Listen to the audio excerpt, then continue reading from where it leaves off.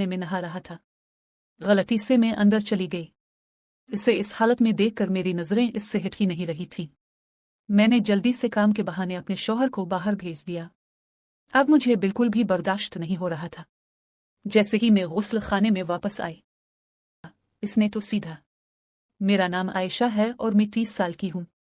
दिखने में कुछ ज्यादा ही खूबसूरत हूँ। लोग कहते हैं कि मैं किसी फिल्मी अदाकारा जैसी लगती हूँ, चेहरे से भी और जिस्म से भी। मेरी शादी हो चुकी है और मेरे शौहर का नाम अहमद है। मेरी कहानी मेरी शादी के बाद शुरू होती है। शादी की पहली रात अहमद ने मुझे बहुत तंग किया था। उनके प्यार और अपने अंदाज ने मुझे उनके और करीब कर दिया। आहिस्ता आहिस्ता ये आदत बन गई। अब तो ऐसा हो गया था कि मेरे शौहर मुझे रोजाना प्यार करते थे और इससे मेरी ख्वाहिश और बढ़ती जा रही थी। हमारे घर में अहमद के अलावा उनकी उम्मी अबू और उनका छोटा भाई आसिफ रहता है। आसिफ तकरीबन 25 साल का था और घर के कामों में हाथ बटाता था। अहमद एक प्राइवेट कंपनी में अच्छे ओहदे पर काम करते हैं। कहानी वहां से शुरू होती है जब मेरे शौहर को कंपनी की तरफ से लंदन जाना पड़ा। ये वक्त पूरे 8 महीने का था। उनके जाने की खबर सुनकर मैं बहुत उदास हो गई। जिस रात वो जाने वाले थे, मैंने अपनी परेशानी उनके सामने जाहिर की। अहमद, तुम 8 महीने के लिए जा रहे हो। अब तुम्हारे बगैर मुझे नींद कैसे आएगी? अहमद ने मुझे गिले लगा लिया और कहा, मेरी आयशा, मेरा जाना जरूरी है। मैं खुद भी उदास हूं। मैं तुम्हें छोड़कर जाना नहीं चाहता, मगर क्या करूं? नौकरी है, काम तो करना ही है। अहमद की बात सुनकर मैं खामोश हो गई। इस रात अहमद ने मुझे सुबह 8 बजे तक नहीं छोड़ा। बहुत परेशान कर दिया था। अहमद के जाने के बाद में उदास रहने लगी और एक बेचैनी सी अपने जिस्म में महसूस होने लगी। मैं रातों को बेकरार रहती थी। ये अहमद के जाने के बाद तीसरी रात थी। मुझे अहमद की बहुत याद आ रही थी। मेरे जिस्म की बेचैनी बढ़ती जा रही थी और फिर मैं बेचैन होकर कमरे से बाहर निकल आई। हमारा घर 2 मंजिला था। मेरा कमरा ऊपर था जबकि सास और ससुर का कमरा नीचे। मैं नीचे आ गई। फिर जब मैं अपनी सास और ससुर के कमरे के पास से गुजर रही थी तो अंदर से हल्की हल्की आवाजें आ रही थी। मैंने अंदर झांकने की बहुत कोशिश की मगर सब कुछ अंदर से बंद था। बस आवाजें ही आ रही थी। मुझे पता था कि अंदर क्या हो रहा है। मुझे बहुत देखने का दिल कर रहा था, नहीं मालूम क्यों, लेकिन मैं सीढ़ी रूम से एक स्टूल लेकर ऊपर वाली छोटी खिड़की से देखने का सोच रही थी। लेकिन शायद इससे काम नहीं बन पाता। मैं वहां से कम से कम 10 मिनट तक उनकी आवाजें सुनती रही। मेरा बेचैनी बढ़ रही थी। मेरा गला खुश्क हो रहा था और मैं बावर्ची खाने में पानी पीने जाने लगी। बावर्ची खाने में आते ही मेरी नजर मेरे देवर आसिफ पर पड़ी। वो बावर्ची खाने में ही सो जाता था। मजबूत जिस्म और घटिया बदनी देखकर नहीं मालूम क्यों मैं उसे सोते हुए वो घूरने लगी। मैंने पहले कभी आसिफ को ऐसे नहीं देखा था।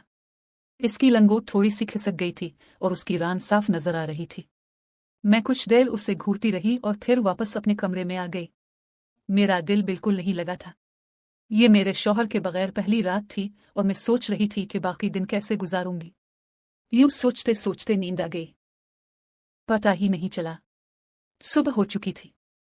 अब मैं बावर्ची खाने में अपने काम में लग गई थी। तभी आसिफ आया और बोला, भाभी, आज खाने में क्या बनाना है? मैंने जवाब दिया, सास अम्मी से पूछ लो, और वो उनसे पूछने के लिए चला गया। ले गया। आसिफ थोड़ा सा कटा फटा लड़का था। देखने में सिया था लेकिन इसकी हड्डियां काफी मजबूत थीं।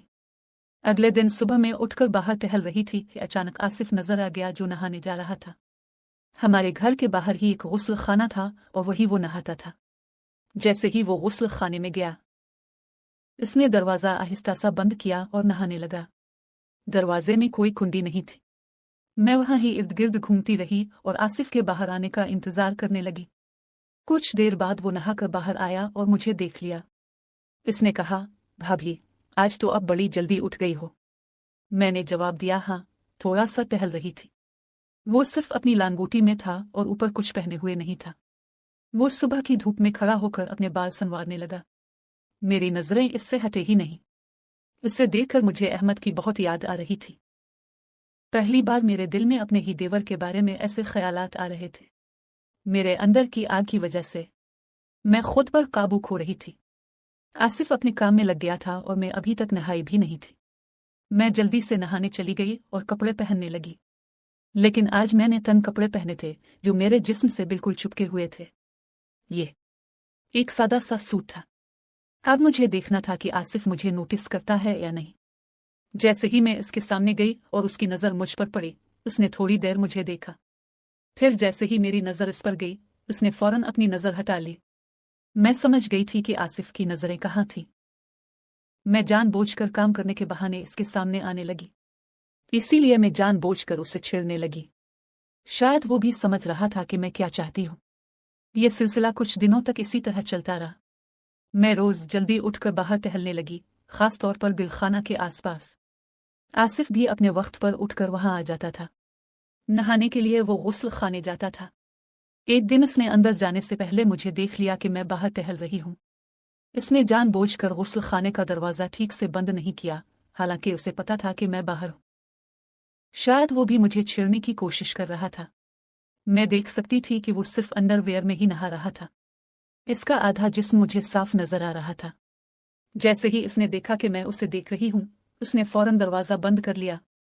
ऐसा दिखाया जैसे इसे पता ही न था कि मैं उसे देख रही हूँ। मैंने सोच लिया था कि आसिफ को कैसे सीधा करना था।